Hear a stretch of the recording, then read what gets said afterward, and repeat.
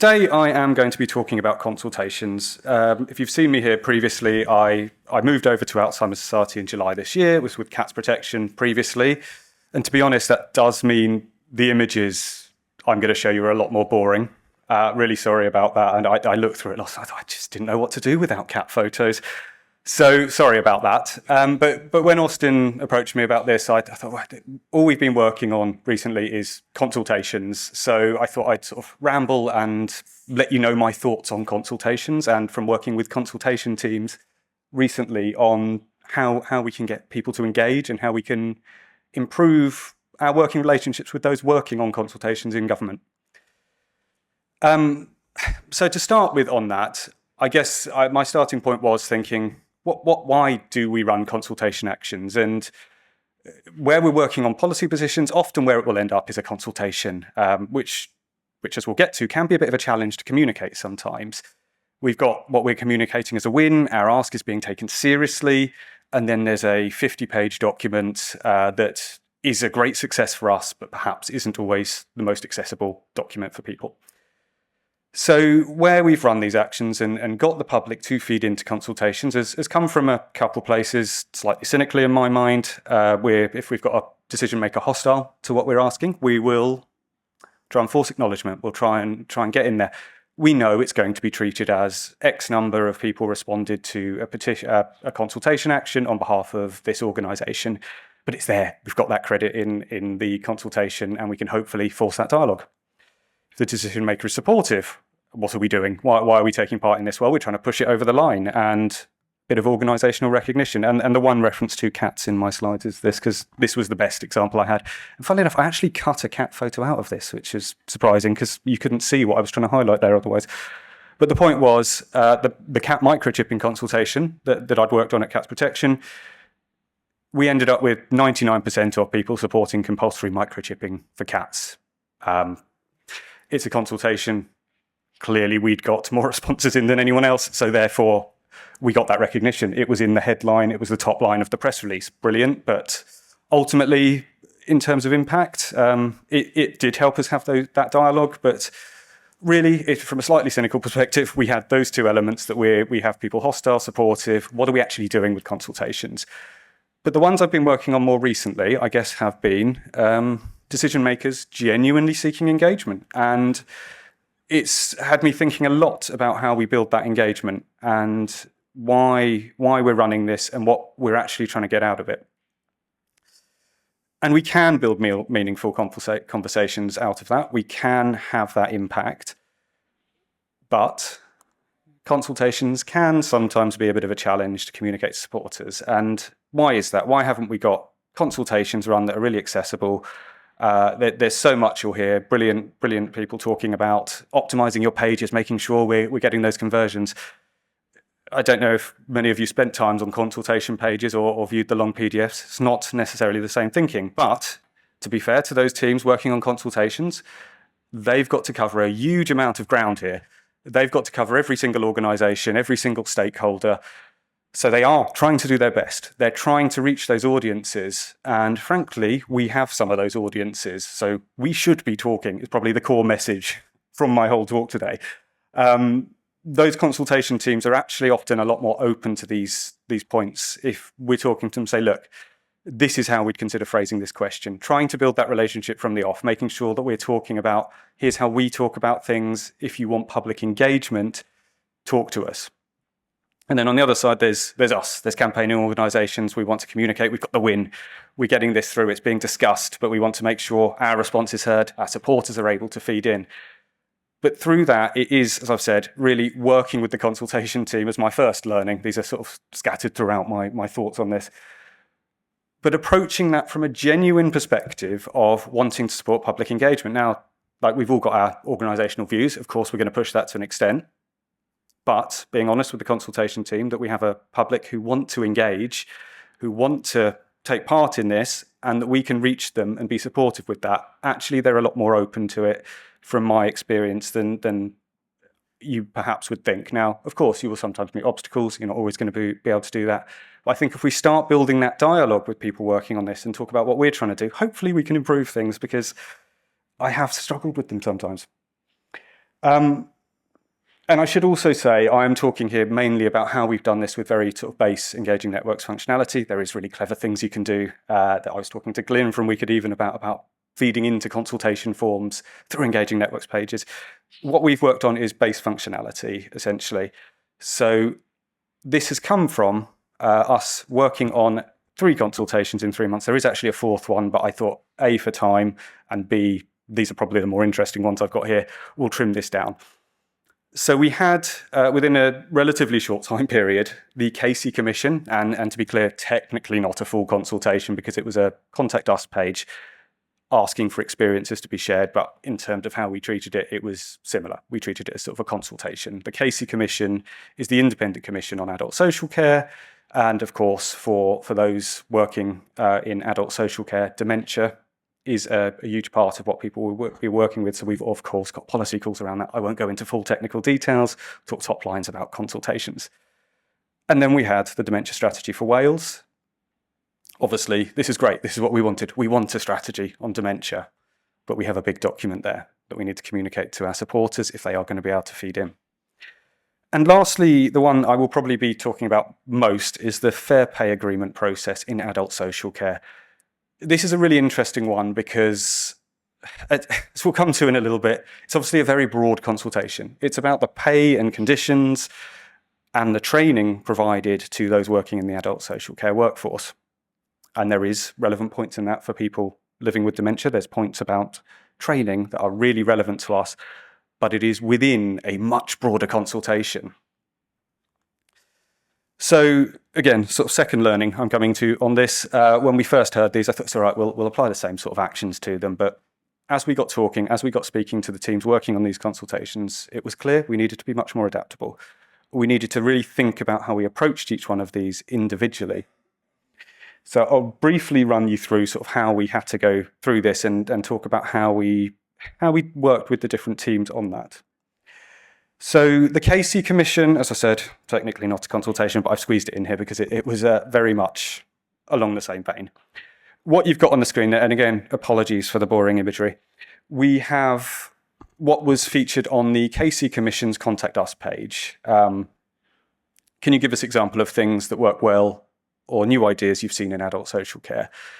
And 3 boxes to fill in. So they also provided an email address. So what we did is launch with a customizable email to target. We had people feeding in, putting their thoughts and sending them in. However, after doing that, speaking with the consultation team, they sort of fed back, look, this is really difficult for us to process, essentially. This isn't the most straightforward way for us to have this information.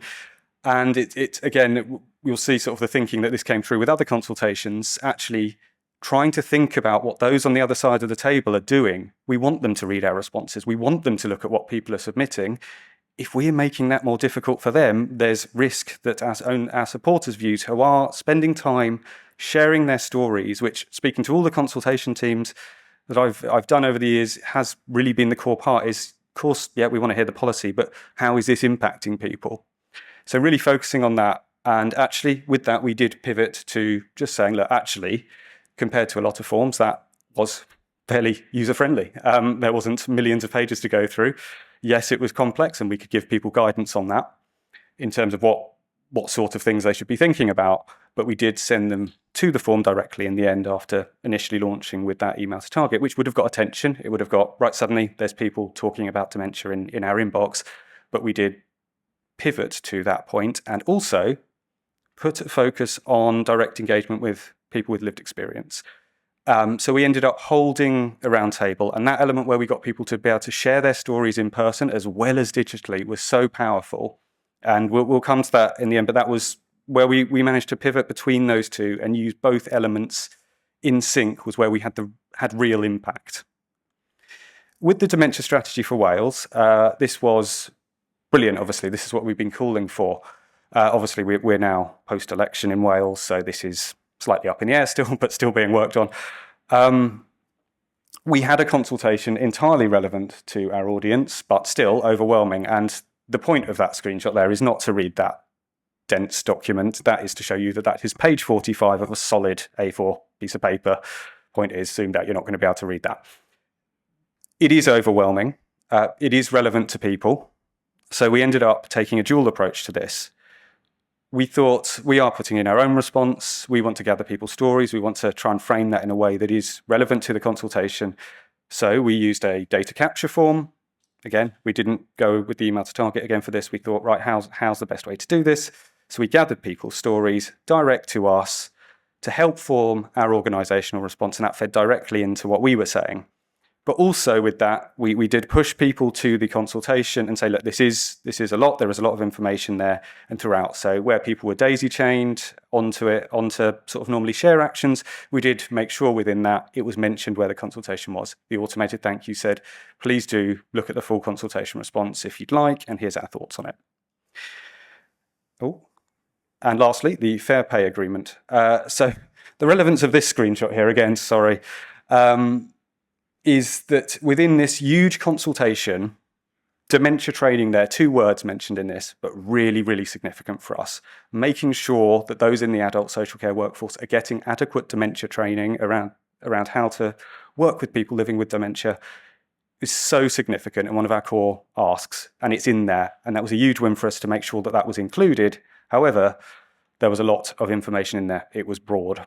Quite rightly. It was, as I've said, consultation teams are looking to cover this huge area.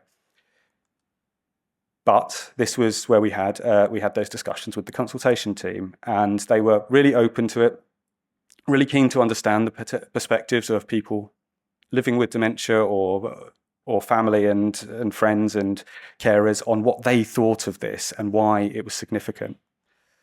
So this is where we launched, similar to the Wales action, a data capture form, because we talked to the team about, right, how would you want to receive this information?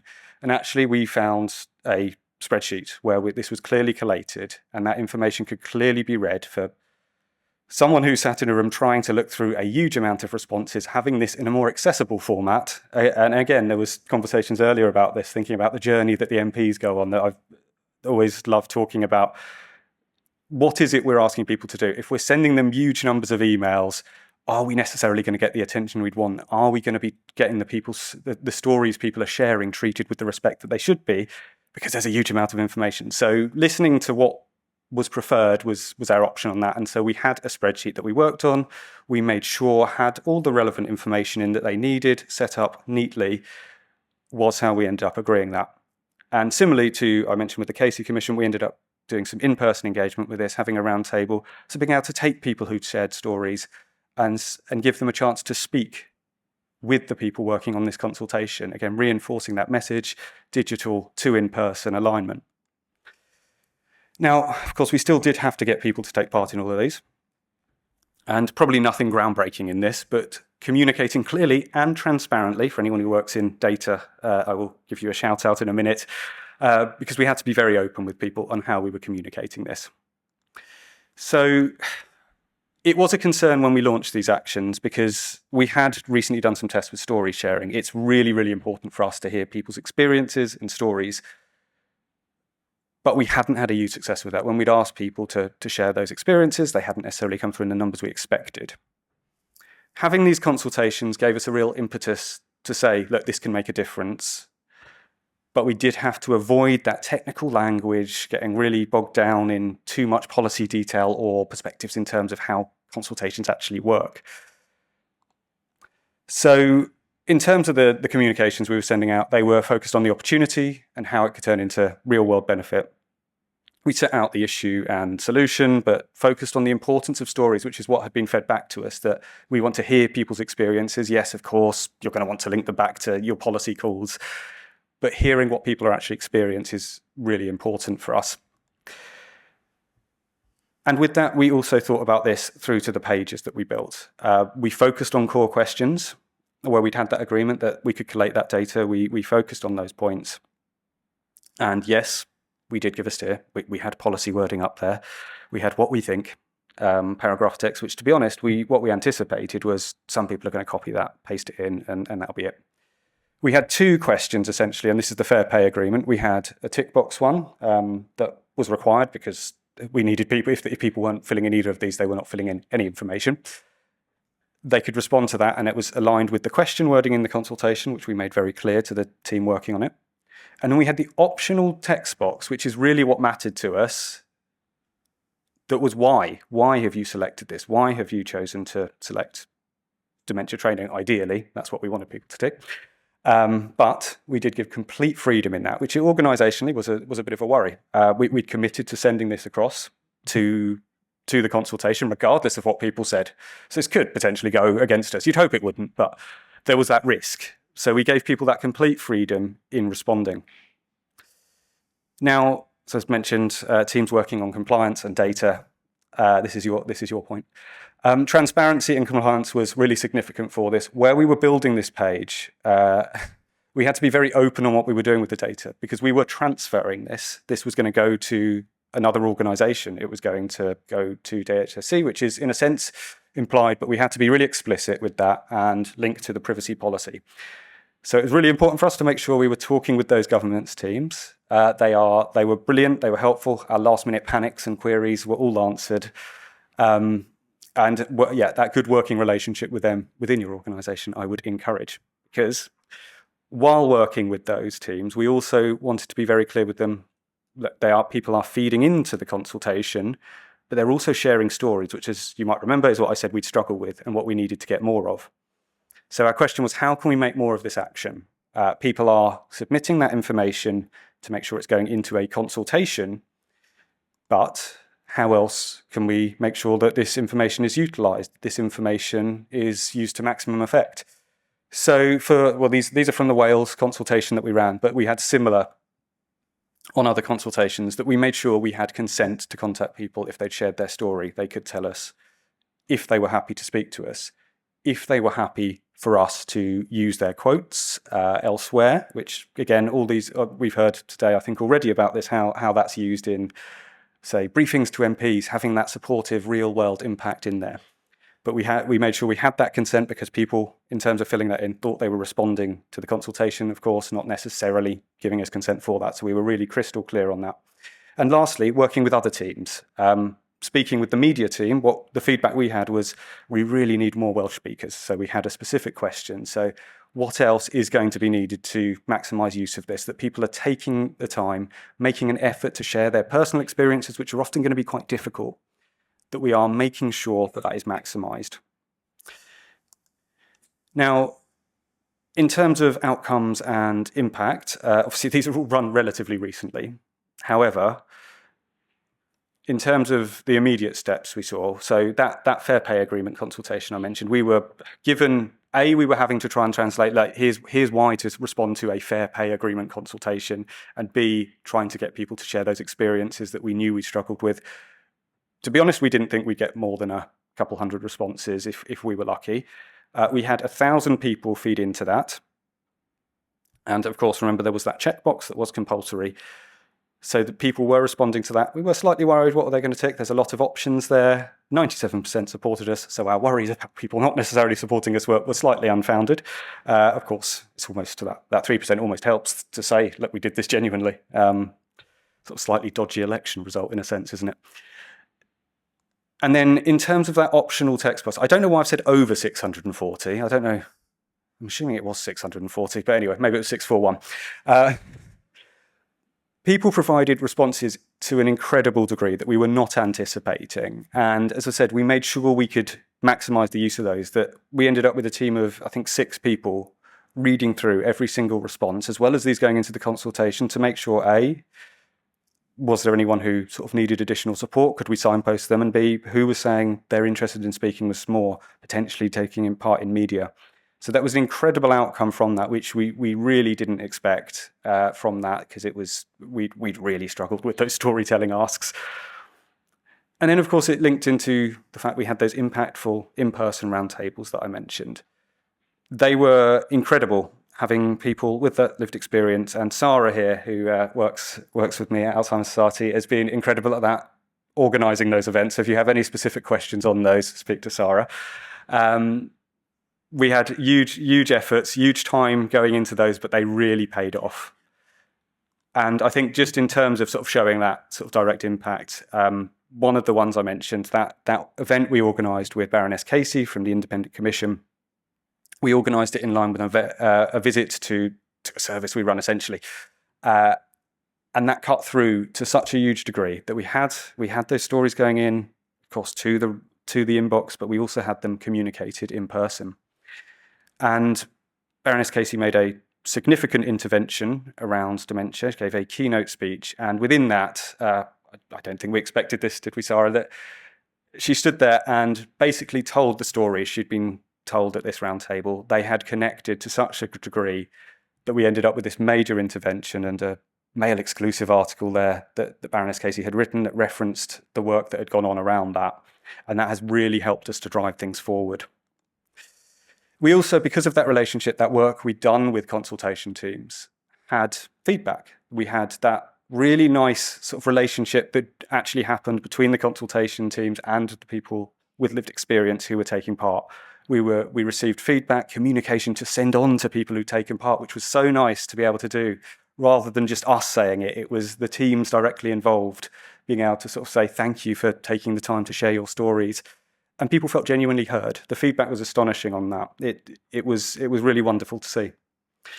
And lastly, as I'd mentioned already in that point, with all these responses we've got, because we've got those permissions, we've already had sort of new contributors, new voices that we've been able to share with the media that are already featuring in other stories that we're running.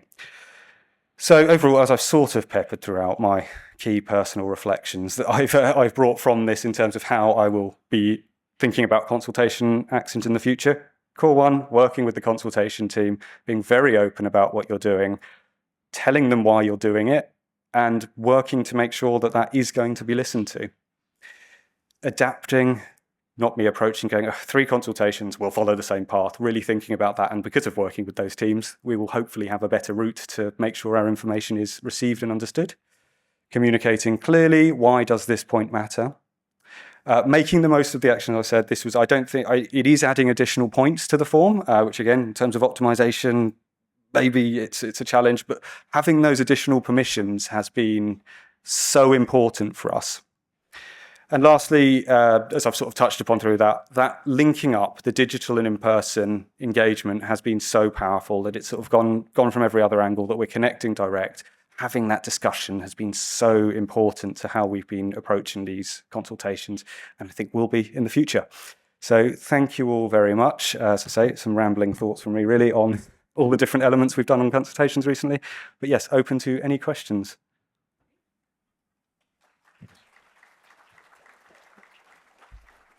Okay, we do have a few questions. We have about 5 minutes, so hopefully we can get through all of these. I'm on time. I don't think I've ever been on time. Normally I have Austin waving numbers at me at the back.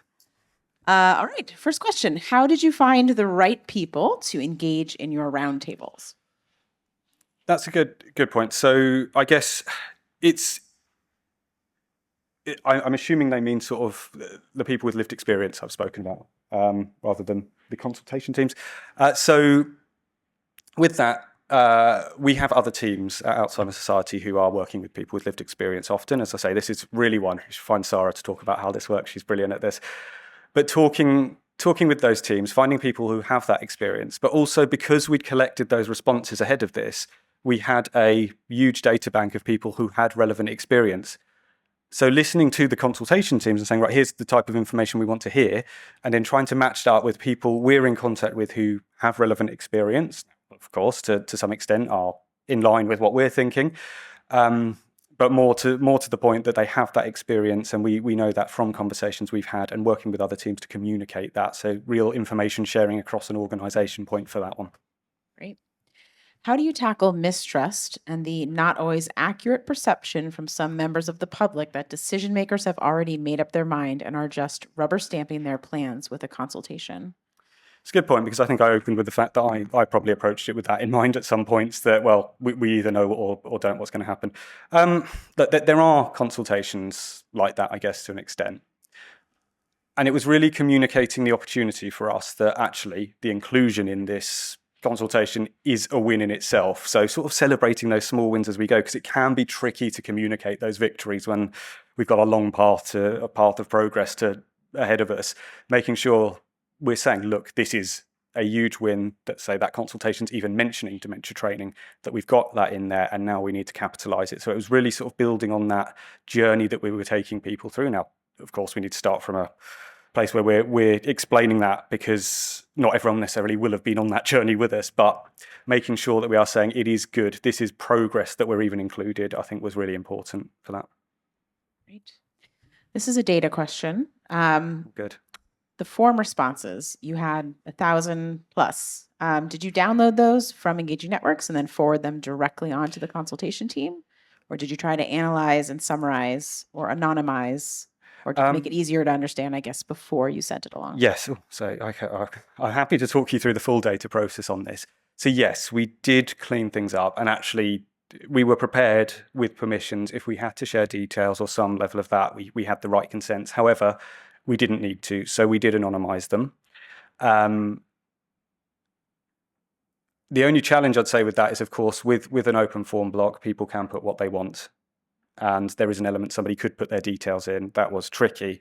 That was only through 6 people working through all of those written responses we had that we were able to look at. But again, that was where speaking with the consultation team, asking them how they'd like to receive this. What is it? What is their process? How are they going to, when somebody has to sit in a room and go through everything, how would they like to look at that? So we set things out really clearly in a spreadsheet. We transposed it, not a discussion on Excel, but through this, we managed to lay it out nicely and give sort of full instructions with that as we sent it over, to explain what each field meant, what question people were responding to, and being really clear, offering calls if anyone needed that. Now, of course, not every consultation team is going to be able to take information in that way, but where they are, have those discussions and find out the best way to communicate it, and then spend a lot of time in Excel. That's great. Thank you so much. I apologize we can't get to all the questions. There are more. I will have a in look. the app, but you can have a look and answer those, or find Stefan at some point today or tomorrow. So thank you so much. Thank you.